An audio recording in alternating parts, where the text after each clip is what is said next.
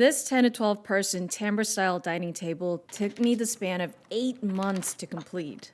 And while I wouldn't say that it was the most difficult project I've ever worked on, it has been with me through the most difficult time of my woodworking career. This design went through several iterations. The must-haves for this custom piece were for batwing style shaped legs, a timbre look wrapping around them, and the specific subtle Asian look in the stretchers that spanned across them. The client and I went back and forth for weeks, tweaking the angles and length of the wings, the location and placement of the stretchers, and even the size of the tabletop. It was a lot of 3D modeling work, but when it comes to custom pieces, I actually feel a lot better when the client knows exactly what they want, which was the case here. At this point of the project, the client was still working out some details on the legs, so I got started on the pieces for the tabletop. Right now, I am working on figuring out the layout, which is a step that I take a lot of pride in. With dimensional lumber, you won't be able to get a look as cool as something that's been book matched or even a live edge slab. But a part of what I love to do is to try to get it to look as close to that as possible by paying attention to the colors as well as the grain patterns and thinking, how can I best get everything to flow into and with each other? When I finally figured out my layout, I cut them all down on the miter saw with the help of my professional Home Depot boxes and cleaned up the edges using the table saw and a router for some. You know those videos where a doctor pulls out this massive gunk of earwax out of someone's ear? Or what about those videos where they're squeezing out blackheads or removing an ingrown hair? Yeah, they're kind of nasty during the process, but at the same time, seeing the end result where whatever is stuck is finally removed or cleared out is very satisfying. If you're like this too, let me know in the comments so I know I'm not alone. Cleaning out the bark stuck in this piece of lumber felt exactly like that. This particular part is going to be on the underside, but it didn't stop me from pretending to be a surgeon during the process. And it was super satisfying once I got it all out. If you're wondering why you haven't seen any joining or planing, it's cause you're right. I actually had the lumberyard do it for me before they delivered it. It's one of those things where the pieces were just too big and too long for a woodshop of my size and equipment to handle. And because there were going to be several other parts of this table that were going to need much more of my time and attention, offloading some of these steps to machines and processes that can handle them more efficiently is a-okay in my book. And speaking of woodshop size, that's also why you see me gluing things the way I am. I have a total of 6 boards to glue together for the tabletop, and I decided to approach this by gluing 2 at a time with the help of dominoes. These boards are big, and I didn't want to risk not getting to everything in time, or feeling too rushed or overwhelmed during the process. This project wasn't about getting everything done as fast as possible, but rather getting it done the best I possibly can. And this was the route I felt the safest doing with guaranteed results. I repeated the process with the other 2 pairs, and when I started to glue the pairs together, that's when I could really start feeling the weight. I always like to do as much as I can by myself, but this tabletop had officially gotten so heavy that I needed to recruit my partner as much as I could to move things around. Together, we finished the last portion of the glue up in the kitchen because there was no more room in the garage. If I wanted to work on the table legs, this thing needed to go somewhere else. So, kitchen it was. This is actually where our dining table usually goes. You can see it on the bottom left of the screen, and for the next few weeks, we were eating right next to the stove, which was kind of a fun experience, I'd say.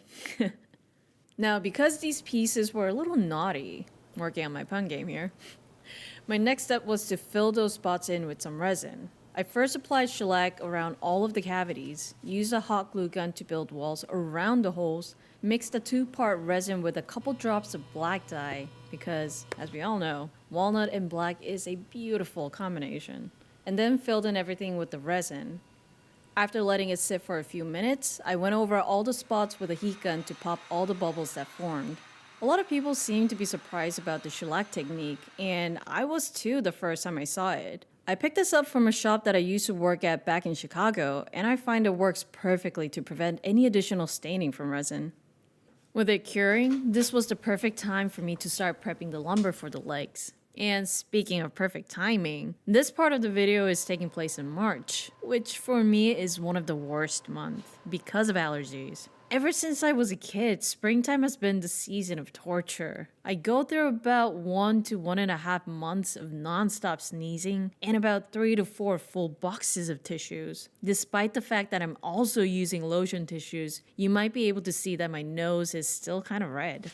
They don't really absorb water that well, but they have been a game changer for me, and I don't want to imagine life without these. I have tried so many different allergy medicines and nasal treatments to try and find some relief, but nothing has really worked, and the one and only way to prevent them from kicking in too much is to stay inside the house. And yes, that does exclude the garage. One idea I haven't tried yet was to eat local honey. It takes a while to work, but according to your suggestions, it seems like a pretty effective and natural solution, so I'm thinking to try this one. All the pieces have now been jointed, planed, and cut to a rough dimension, so it is finally time to do the layout and the glue up afterwards. There's really no reason to do a layout though, because, well, all of these pieces are going to be covered up by the bullnoses. But I guess I'm just considering this good practice and maybe a part of my woodworker pride. What I'm trying to do right now is create panels that I'll be cutting all 3 faces of the batwing legs from. The reason for this is because if I would have created a total of 6 panels to have cut each batwing face out of, each one of those would have meant a certain amount of waste, and doing it this way minimizes it and makes things a lot easier. I ended up breaking down the glue up of these panels into 2 parts, just like how I did for the tabletop. Once the glue ups from each half of one panel were cured, I combined them together to get the full panel, and voila. See how easy that was? I have worked as far as I could on both the tabletop and the table bases, and once the glue and resin fully cure, I'll be taking them to a big sawmill called Helmwood to use their giant wide bell sander on them. Before that though, my first step is to prepare the lumber for the bullnoses.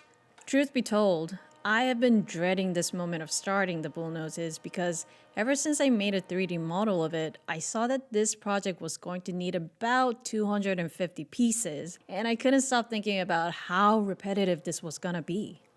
I actually spent quite a bit of time scouring the web to see if I could find any pre-made timbre panels or bullnoses, or even thought of the possibility of trying to make this happen with the CNC.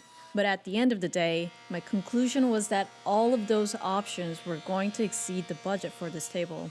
So I just had to make them all myself.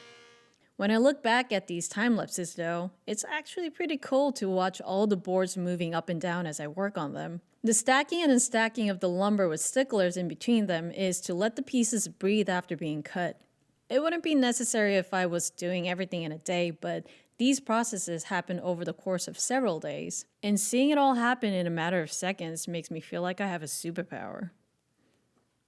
With all the material finally cleaned up, it's time to begin the dreaded bullnose making. I bought 2 items for this process, a bullnose router bit and this Jessen clear cut stock guide. The guides will not only be holding the board down to the table, but because the rollers are set at a 5-degree angle, they will also be helping to drive the boards towards the fence too. All I needed to do was concentrate on pushing the boards forward, and wow, did this prove to be helpful. Over at the table saw, this very temporary looking guy sitting in the left miter slot is a measuring jig I made to cut off the bullnoses. No matter which board I cut, all I had to do was set the fence to where the board could slide between the fence and the device without any friction. And voila, look at all these beauties. What I was left with after cutting the bullnoses off was a stack of square boards. And after cutting through all the pieces I prepared, I took everything back to the router table to repeat the whole process again. And again. And again. As much as people might have wanted me to sand this myself, I really didn't think that it was going to be a good use of my time. For something as big as this tabletop and for all the attention I needed to put into the table base and bullnoses, I decided that finding someone who had a wide belt sander would be the best way to go. I reached out to Jason, the owner of Helmwood, who was, by the way, a recommendation from you guys, to schedule a day to get the tabletop and legs sanded And because I felt it would be polite, I moved the tabletop to the backyard and with a straight bit, routed off as much as I could of the hot glue walls and the excess resin. This step might not have been necessary, but I didn't want it to accidentally gunk up the sandpaper on their machine, and I wanted to be respectful of their property. Once that was all done, it was finally time to visit their sawmill. At Helmut, Chris helped me with processing all of the pieces and even showed me how the machines worked. My mind was blown at how fast everything got done because what would have taken me tons of sandpaper and probably an entire day of sanding on my own took them 10 minutes tops. All I gotta say is, Viva Big Machines! Jason also came by to say hi, and after getting all the pieces flattened and trimmed, it was time to head back home. I'll give you one guess at what I'm still working on. That's right, more bullnoses. And instead of putting everyone through the making of all 250 pieces, I think it's best if we jump straight to the final shot of them and to the next step, which is the making of the batwing legs. The first move I made on the leg panels was cut them to their final height. After that, I cut them into 3 parts, the 2 wings and the middle panel. On the wing pieces, I made 2 chamfer cuts to make the bullnose transitions more fluid, because otherwise, I think it would just look silly. Because the angle of the chamfer was a bit steep, I decided to make this cut by using the table saw and holding the panel vertically. Once I got the chamfers cut, I went ahead and cut the edge on the other side and the edges of the middle panel at an angle because this is where they will be connecting. I used dominoes to help with alignment, and after making all of the slots, I did a dry fitting first to make sure everything was going to fit perfectly, which it did, of course. And after taking everything back apart, that's when I went to the glue up stage by pre-gluing the dominoes to one slot and then gluing the other panel to it. I think I first saw this technique from the Wood Whisperer, and doing this pre-glue technique made a lot of sense to me. Especially during the gluing phase, I really don't like any more pressure than necessary, and handling the dominoes this way just gives me a little more room to breathe and a little more peace of mind. And speaking of peace of mind, the tightening phase ended up being the troublemaker. I used tape to keep everything together at first, and then added ratchet straps to try and tighten them to each other. While tightening, there was actually a point where I saw the outer corner starting to part, which meant that I had over-tightened the straps. So to undo that, I flipped the wings face down onto some straight sticks and put some downward pressure onto it to open the angle back up. This was super stressful in the heat of the moment, but after going through it once, I did learn my lesson and was able to glue up the second bat wing super fast and without a sweat. Now that the bat wings have all grown up, glued up, I took all the tape off and set them aside. I gave them one more look over just to make sure everything was good and then moved on to work on the stretchers that'll bridge the bat wings together. I think a lot of woodworkers can agree that half of woodworking is about problem solving, and this is exactly one of those cases.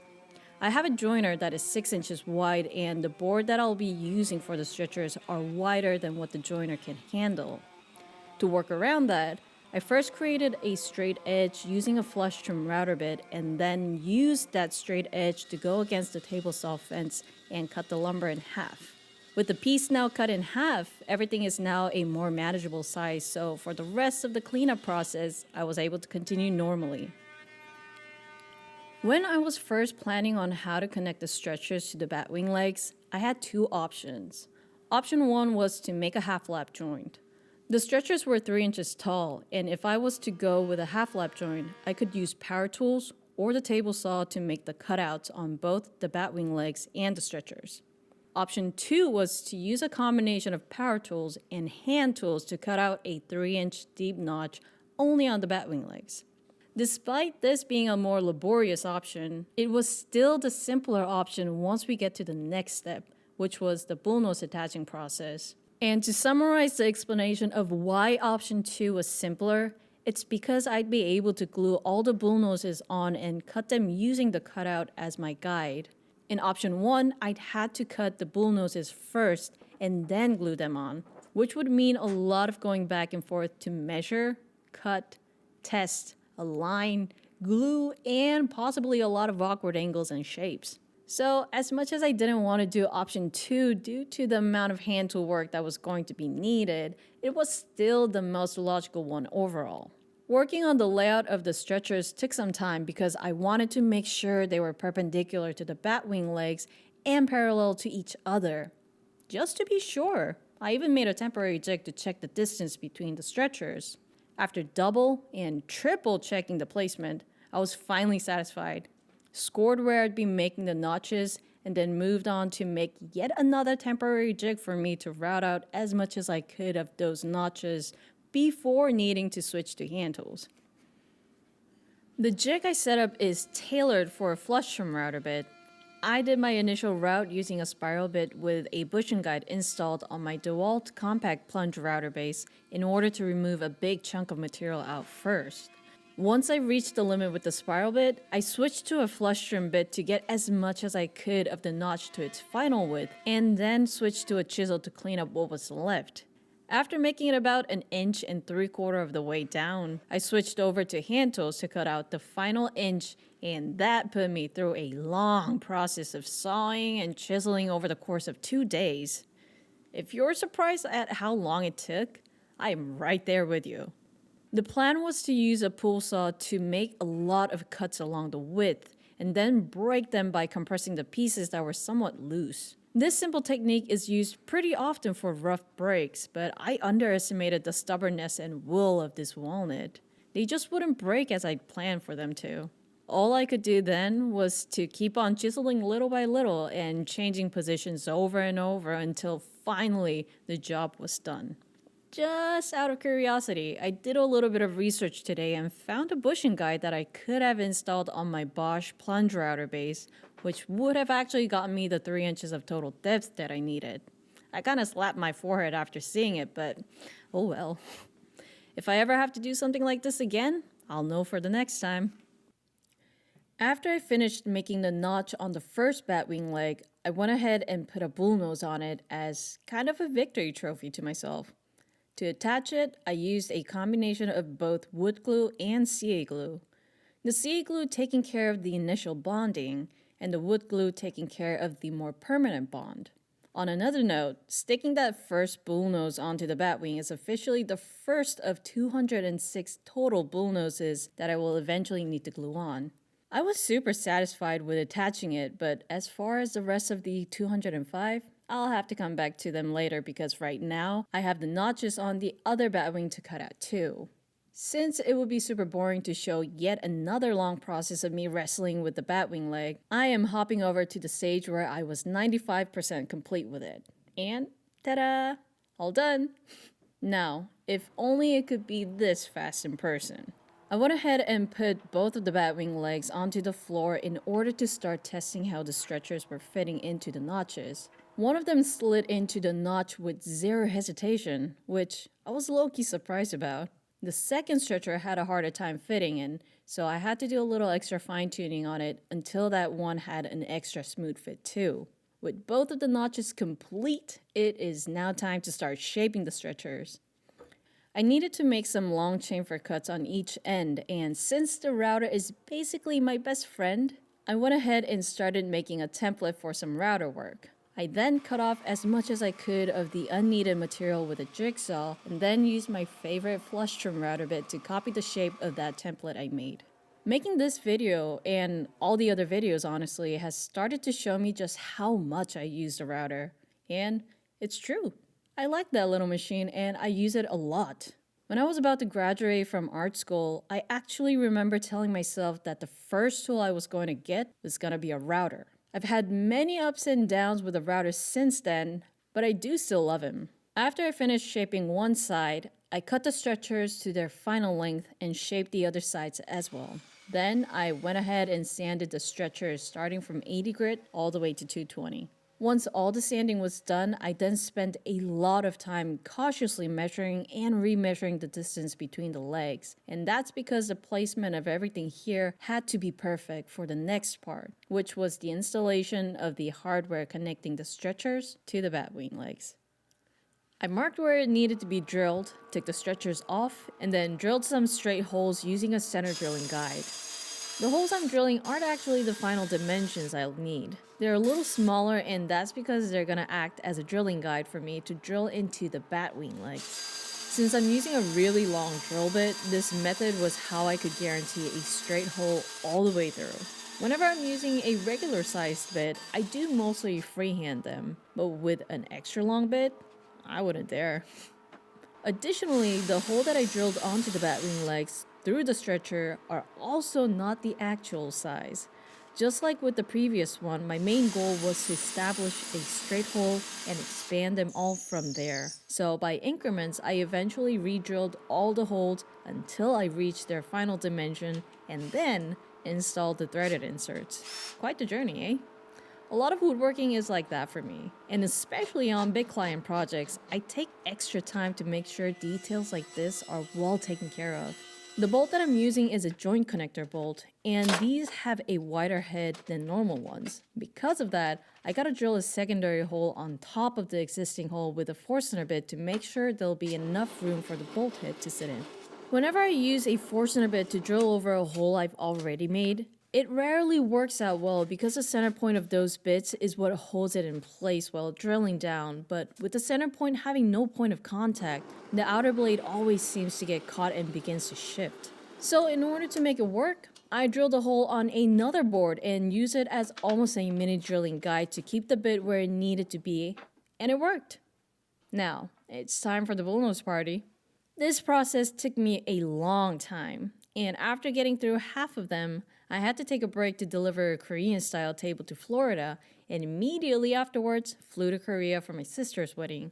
After coming back from that trip and fighting through a burnout phase, I was eventually able to get myself into the swing of things again. After completely filling out the bullnoses, I trimmed the bullnose pieces that were sticking out with a track saw. Because of the odd shape of the legs, I had to move around a lot to make it work.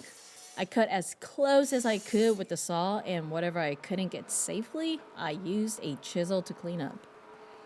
The last time I poured resin on the tabletop, there was one spot that got depressed. It wasn't too bad, and all I had to do was refill it to make it level to the rest of the surface. I scuffed the area so it could bond well to the new resin and continued with my normal procedure of shellac, mixing resin, pouring, and using the torch to pop the bubbles. One random thing I do every time I use resin, with the little bit that I have left over, I always run around my shop to grab some random pieces that have some knots. Then I use the leftovers to fill them in.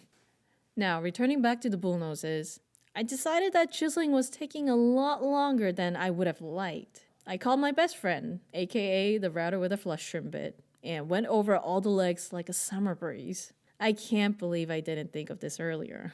I eventually switched back to hand tools when it came to trimming around the notches. I remember one of my friends getting really excited about getting a new coping saw to practice his dovetail joint, and at the time, I didn't quite understand the importance of coping saws. As I was cutting the bullnoses around the notches though, I found myself internally screaming for one. It was one of those moments where the tool you thought you'd never need was now the tool you needed the most. And this, my friends, is why you never say never.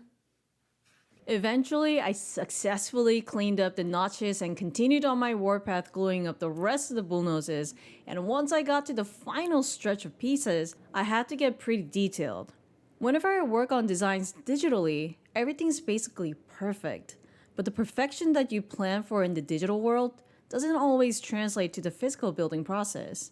The tiniest errors, as thin as a sheet of paper, can create waves of impact, and whenever you're working with computer modeling programs for woodworking, you have to account for that because tiny fluctuations like that are inevitable with human hands. And right now, you are actually seeing me adjust some of the final bullnose pieces in real time by going back and forth between the table saw, hand planer, and a hand sander before gluing them in.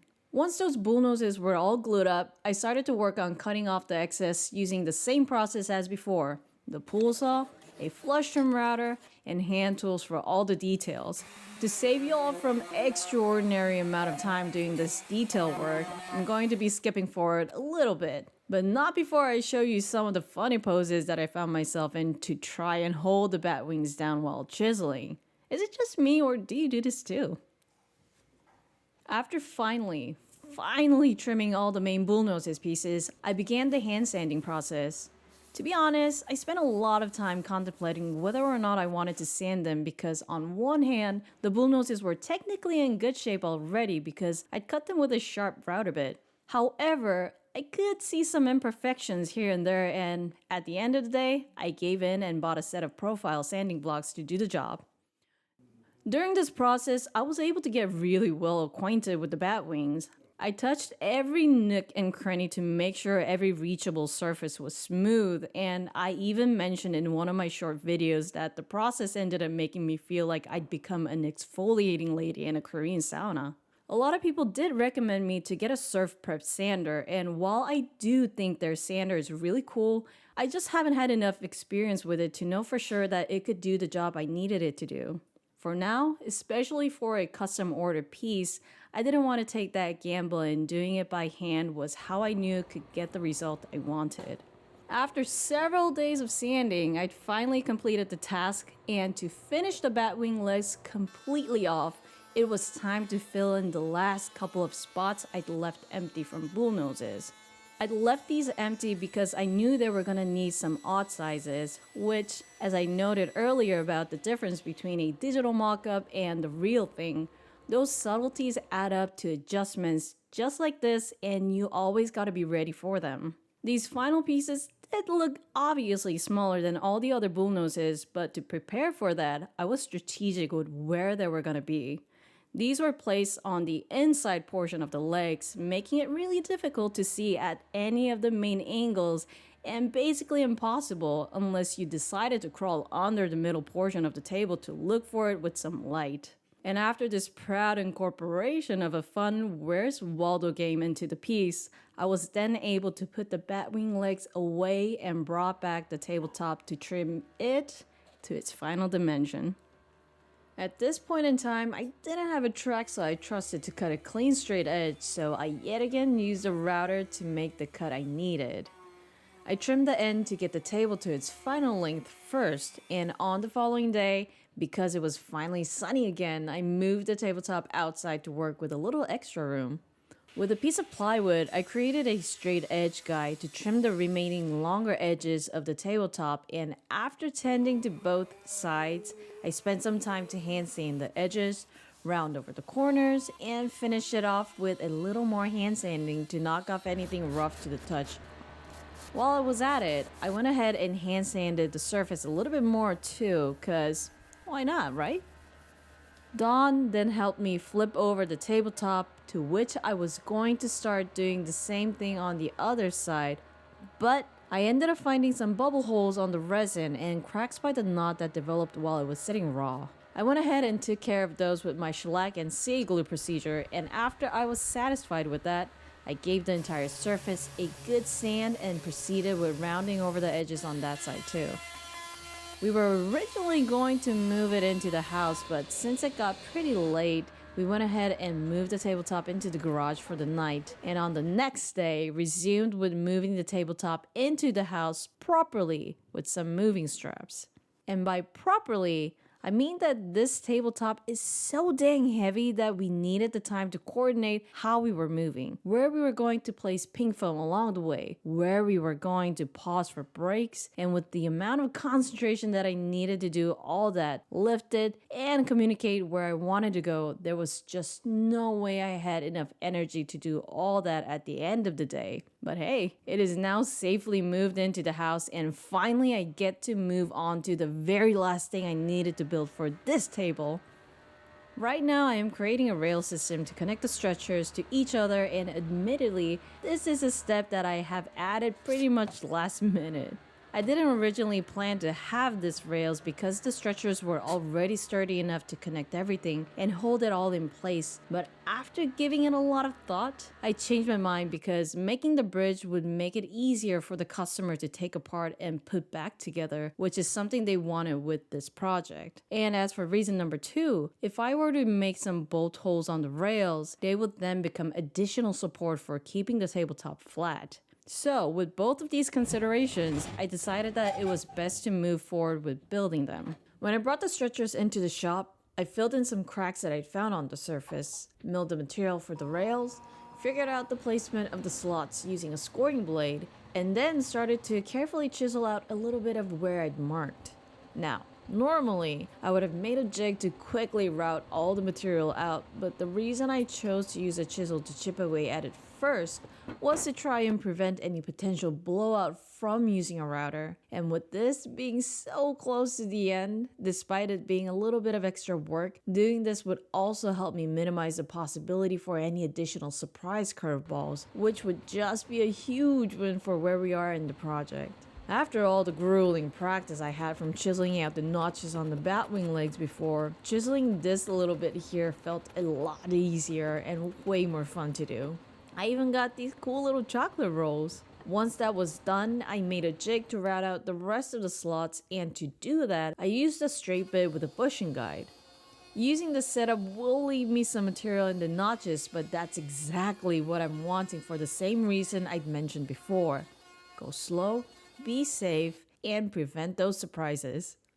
After chiseling out all the excess material in the slots, I rounded over the stretcher edges with a router, smoothed it out with some sanding, and then moved on to the rails by first cutting them down to their final length.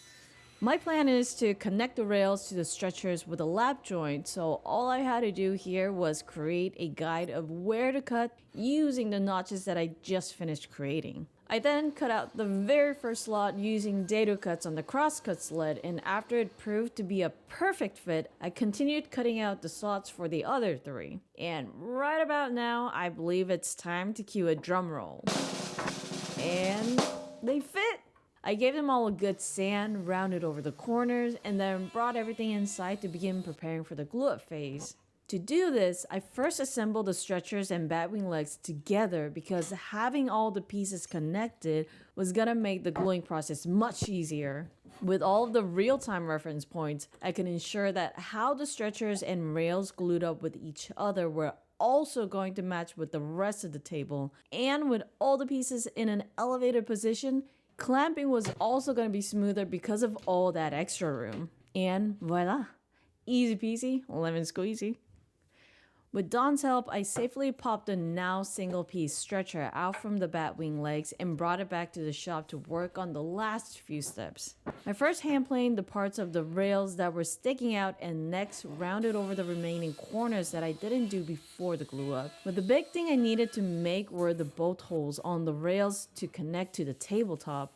Now, the successful trend so far has been to consistently choose a method and route that would take longer but would deliver a successful result. And this one, I ended up kind of regretting. To make the 6 bolt holes, I created 2 jigs, one for the elongated holes and the other for the bolt head. And this ended up taking so much longer than I'd anticipated. By the time I'd finished creating the first elongated hole, I realized that I would have gotten the exact same result if I had just used a drill press instead of a router in probably way less than half the time. But by this point, because the rail and stretchers were now one piece, trying to figure out a way to set this up on the drill press would have been an even bigger hassle, meaning that what I should have done was make these holes before I'd done the glue up. So I just had to keep pushing forward until I got it all done. It honestly wasn't bad, but just spending that time routing out the other 5 holes with the idea on your mind that this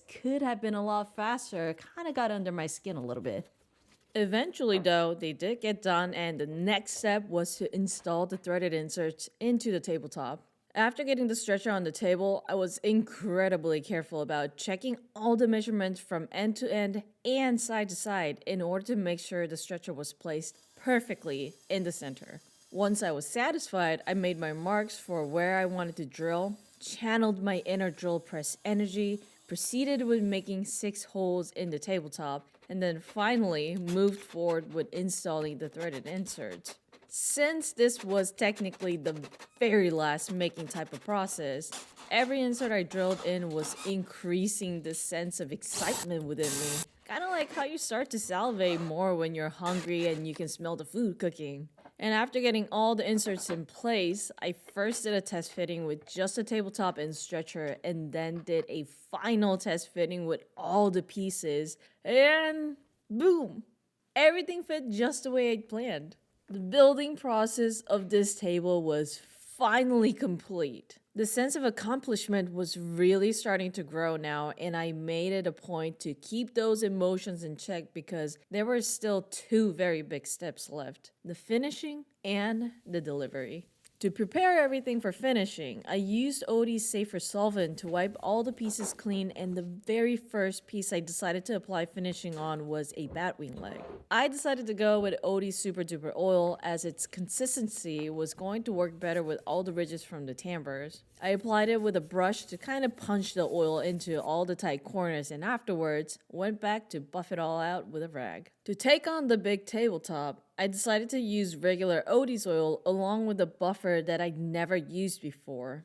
Whenever I see videos of people applying finish with a big orbital buffer, it always looks super convenient, but on my end, I never really had a project with a surface big enough to where I felt it was right to bust out this buffer for, until today.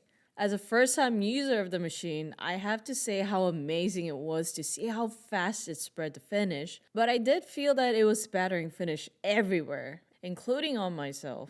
I'm not really sure if I'd put on too much finishing to spread or that the buffer itself was too aggressive, and while I didn't get to figure that answer out for myself, it still succeeded with making this process much easier. For the stretcher, I applied the finishing on by hand, and after getting an initial coat on all the pieces, I proceeded with 2 more coats for every piece with 24 hours of rest time in between. And this is the result of the first full-on assembly.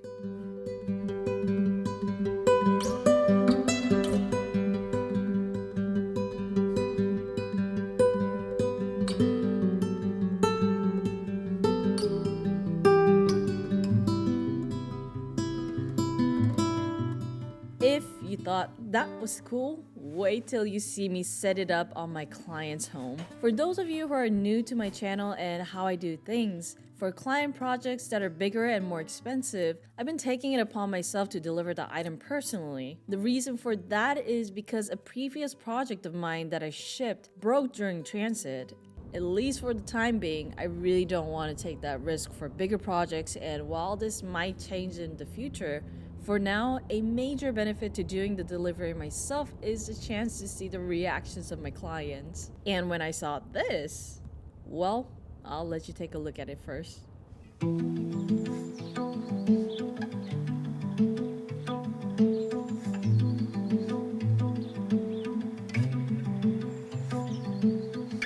The moment this table was complete, and when I say complete, I mean fully assembled and in its final home, I thought, damn, this is it.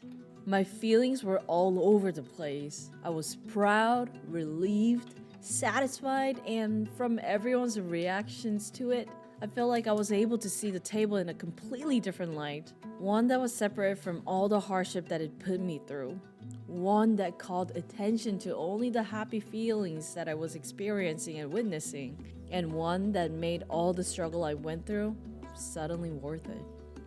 This is a timber-style dining table.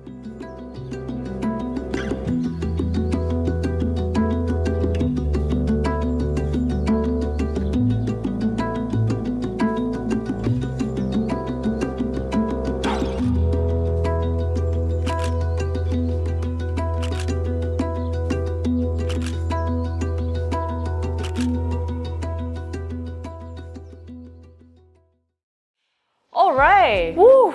That was officially the longest video I've ever made on YouTube, and whoa, was that a process. If you're still here, welcome to the post-show hangout session. In the last video, I asked for some difficult tongue twisters to do, and right now my partner is gonna choose one at random for me to try. Alright, this is from Cold Runner GWN. Peter Piper picked a peck of pickled peppers. Alright, let me try that again. Peter Piper picked a peck of pickled peppers. Peter Piper picked a peck of pickled peppers. Peter Piper picked a peck of pickled peppers. I think I nailed that one, that last one. Damn. That's a lot of pee. And with that done and out of the way, I just want to take a second to say thank you for watching this all the way through. This project was so tough for me, and getting through the making of this video wasn't quite as tough as making the dining table itself, but my gosh, it was pretty dang hard. I'm super excited to be moving on from this though, because it is now 2024 and it's time to build a lot of crazy new stuff. Huge shout out to all of my Patreon members. Y'all are basically the producers of this show, and Dawn and I will be doing a live stream session with y'all very soon to see what y'all thought of this episode. Thank you so much for watching. Have a great night or rest of your day, and peace out. Piper picked a peck of pickled peppers. Alright, let me try that again. Peter Piper picked a peck of pickled peppers. Peter Piper picked a peck of pickled peppers. Peter Piper picked a peck of pickled peppers. Peter Piper picked a peck of pickled peppers. Huge shout out to y'all very soon. Damn it.